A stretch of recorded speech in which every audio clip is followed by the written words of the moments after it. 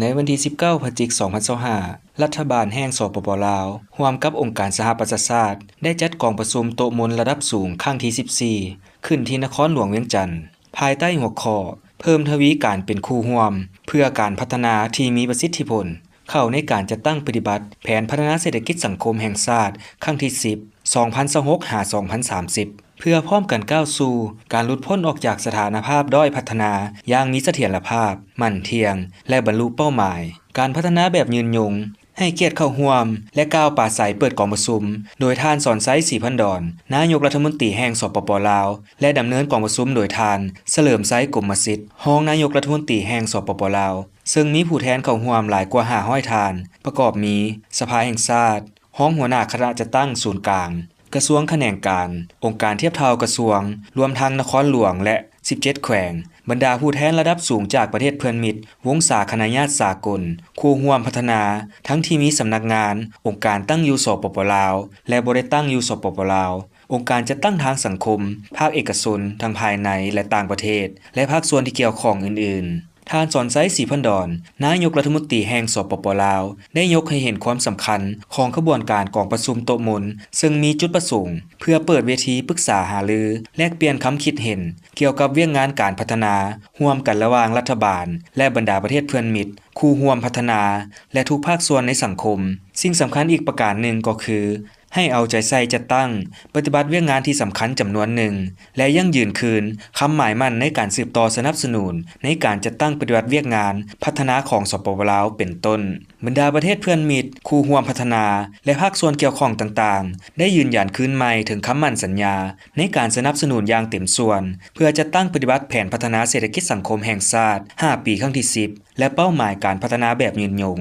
สืบต่อแก้ไขและฟื้นฟูเศรษฐกิจที่เป็นผลพวงจากการแพร่ระบาดของพยาธิโควิด -19 และความยุ่งยากทางด้านเศรษฐกิจการเงินในระยะผ่านมาเพื่อก้าวสู่การสร้างเศรษฐกิจเอกราชเป็นเจ้าตนเองโดยซุ่มใส่การสร้างความอาจสามารถการผลิตและการบริการภายในเพิ่มทวีท่าแห่งบ่มซ้อนของวิสาหกิจภายในประเทศและสามารถเชื่อมโยงเข้าสู่ตองโซ่มูลค่าการผลิตของสากลและภาคพื้น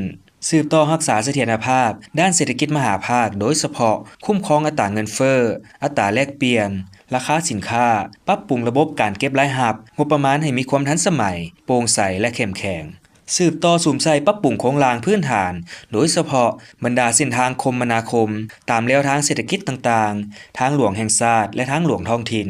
สืบต่อสุ่มใส่พัฒนาทรัพยากรมนุษย์เป็นต้นปรับปรุงคุณภาพการศึกษาให้ดีขึ้นกว่าเก่าแนใส่สร้างทรัพยากรมนุษย์ที่เข้มแข็งประกอบส่วนสู่การผลิตและการบริการภายในโดยเฉพาะการปรับปรุงระบบการศึกษาสายสามัญศึกษา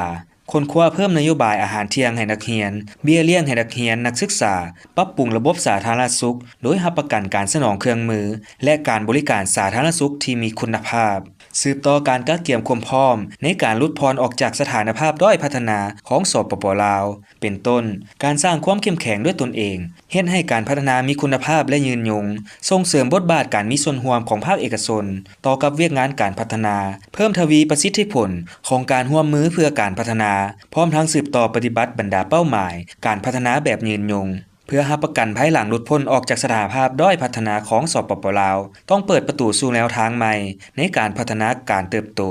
ส่งเสริมการมีเวียกเฮ็ดงานทำและเทคโนโลยีพร้อมรับประกันการเติบโตสีเขียวโดยจะเน้นใส่การพัฒนาเศรษฐกิจเคียงคู่กับการปกปักรักษาสิ่งแวดล้อมผลสำเร็จของกองประชุมโต๊ะมนระดับสูงครั้งที่14ปี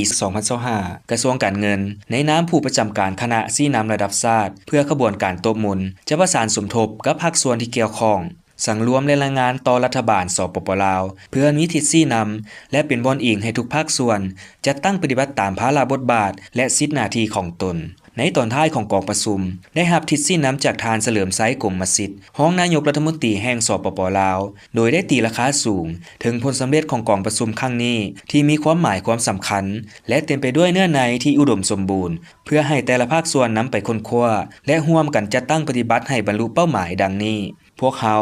จะได้พร้อมกันสืบต่อจัดตั้งปฏิบัติแผนพัฒนาเศรษฐกิจสังคมแห่งชาติ5ปีครั้งที่10เพื่อแก้ไขความยุ่งยากด้านเศรษฐกิจการเงินโดยซุ่มใส่บรรลุ6คาดหมายคือ 1. การสร้างเศรษฐกิจเอกราชเป็นเจ้าตนเอง 2. การพัฒนาทรัพยากรมนุษย์ 3. ส่งเสริมชีวิตการเป็นอยู่ที่ดีและสังคมที่น่าอยู่ 4. ปกปักรักษาสิ่งแวดล้อมและลดพรความเสี่ยงจากผลกระทบต่างๆ 5. สร้างโครงสร้างพื้นฐานมีความทนทานเพื่อเชื่อมโยงเชื่อมจอดในทุกระดับและ 6. ปรับปรุงคุ้มครองบริหารรัฐอย่างมีประสิทธิผล